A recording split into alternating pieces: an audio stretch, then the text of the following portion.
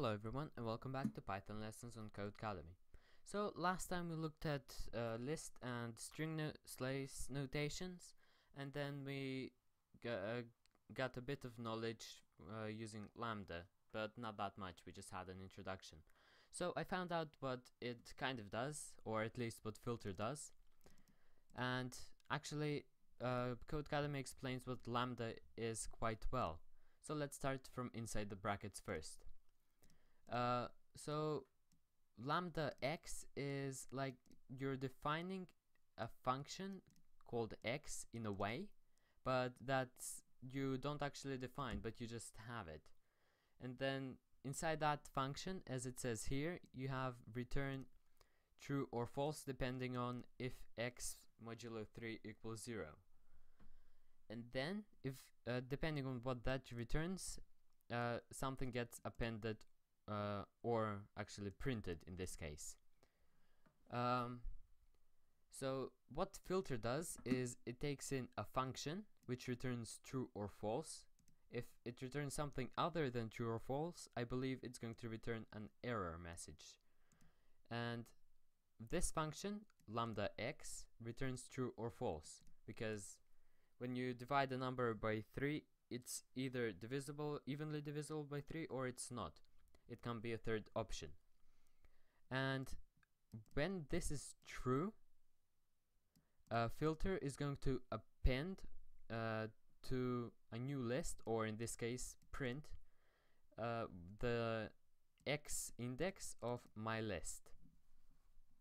And no, not the x index of my list, but think of this part as a for loop going through the list. It's going to print the place that it stopped at, or where this was true, and append it to the new list or to print.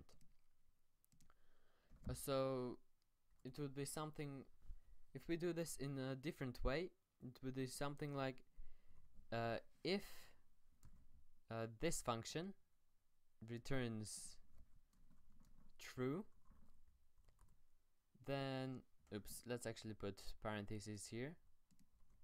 If it returns true, then new list dot append, and let's actually have a new list here,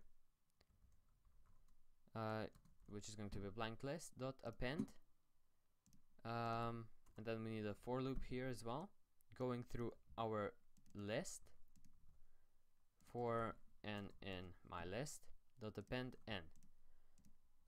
So basically what this is doing is this, and then at the end just printing new list with an underscore there.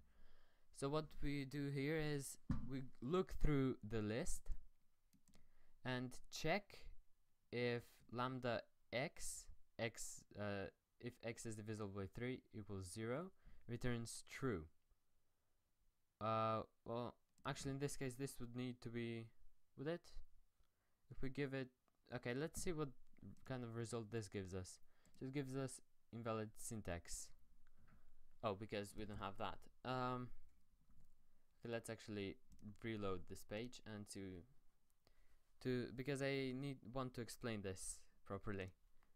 And okay, so we get a blank list, and this is because I believe that's never going to be true unless we do it like this. So let's see.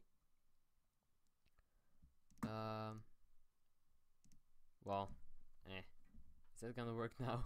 Hope so. Maybe. Here we go. Let's try it. No, it doesn't. But it's like saying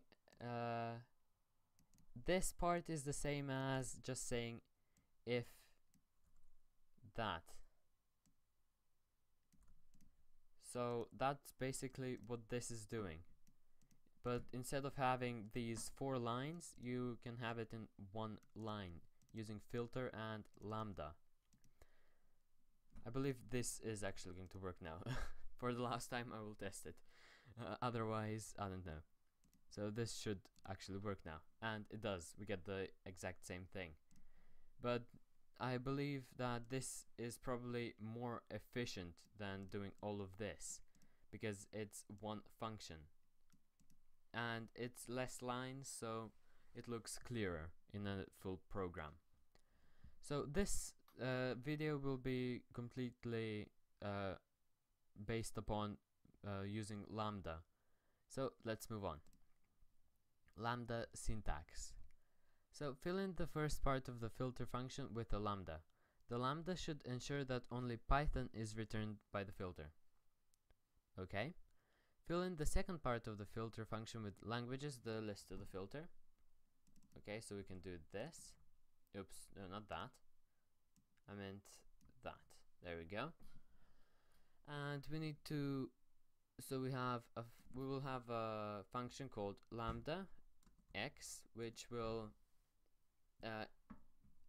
return x equals Python. So let's see if this actually works. Yes, it does. So what this part does is it makes a function which returns the result of does x equal Python, which is always going to be a true or false. And if when it returns true, it's going to be appended to the list if this was made with a list, or in this case it's going to be printed. The new list is going to be printed, as we can see here.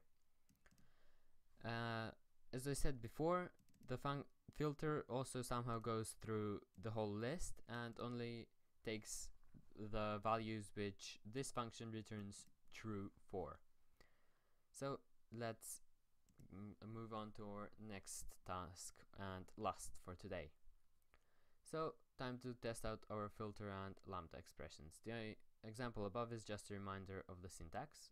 Okay. So create a list squares that consists of the squares of the numbers 1 to 10. A list comprehension could be useful here. Equals squares. So we can do I don't want to do it like that. And then for n in range and from 1 to 10. So 11. That should be fine, I believe. Yeah. Okay, and then use filter and lambda expression to print out only the squares that are between 30 and 70 inclusive. So print, and then we need to use filter, where our list is going to be squares, so we can easily put that in. And our lambda expression is going to be, I'm just going to call it lambda x. You can call it anything, I believe, so why not, let's call it something else for this example. So let's call it anything, because that's what I decided to call it, don't judge me. So lambda anything if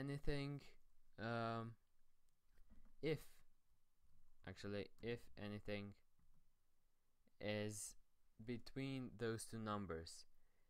So we need to check if anything is bigger than 30 or smaller than 70, or bigger than or equal to 30 and smaller than or equal to 70. So how we can do this is, I think this is pretty simple. If anything is smaller than or equal to 70, and the same thing but with 30. Actually, no. If anything is bigger than or equal to 30. So this, oh no, it doesn't work for an range. What have I done wrong there? Oops, I don't need a comma there. Okay, so we have an error in our new part, so let's check what's wrong. Your syntax doesn't look quite right. Feel free to pick back at previous exercises if you need help. Well, you'll want to filter for those, which is what we have done. And so invalid syntax. Let's check out the syntax here. We have the list at second position, lambda x. Oh, we don't need the if there because it does the if for us. So that now we have something else wrong. Oh, that should be n. There we go. Finally, we got it right.